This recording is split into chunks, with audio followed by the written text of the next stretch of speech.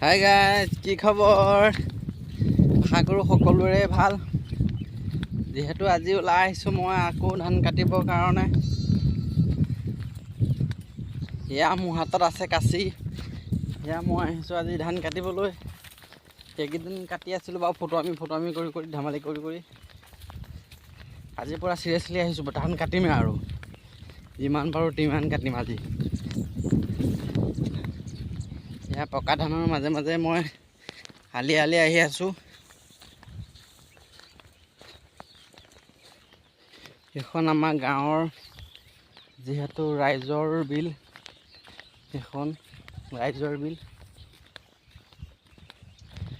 আমাৰ ৰাইজৰ বিল, এখন হ'ল আমাৰ চৰকাৰী বিল। চৰকাৰী বিলত বাৰু এতিয়া মাথাউৰিটো ভঙাৰ কাৰণে পানী চানী বাৰু একো নাই। ৰাইজৰ বিলত এখন ডাকত দি ৰাখিছে 2 বছৰৰ কাৰণে। তাত মাছ আছে বাৰু, তাত ধৰিব নোৱাৰে, বেলেগ মালিক আছে।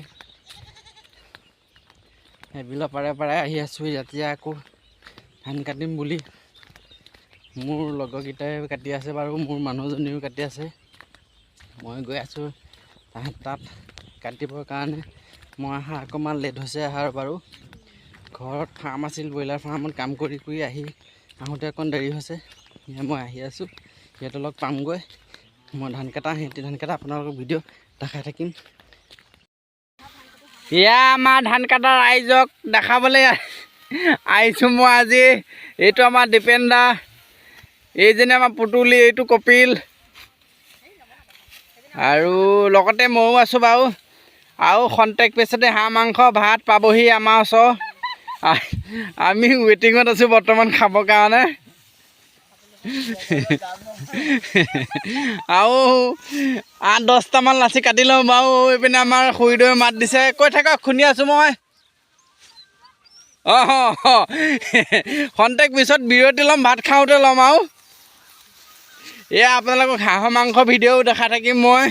এতিয়া মই ধান কাটো। দুপৰীয়া ভাত খাবৰ কাৰণে আহিছোঁ। হাঁহ মাংস আৰু লগত আছে কিবা কিবি। হাঁহ মাংস আছে নহয়। আমি আহিছোঁ এতিয়া ভাত খাবৰ কাৰণে। ভাত খাই বৈ আকৌ আহিমগৈ বাৰু।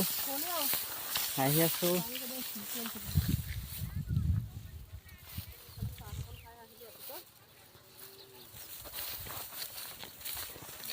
খাই বৈ লৈ আহি আকৌ ভিডিঅ' বনাম এতিয়ালৈ। Bye bye.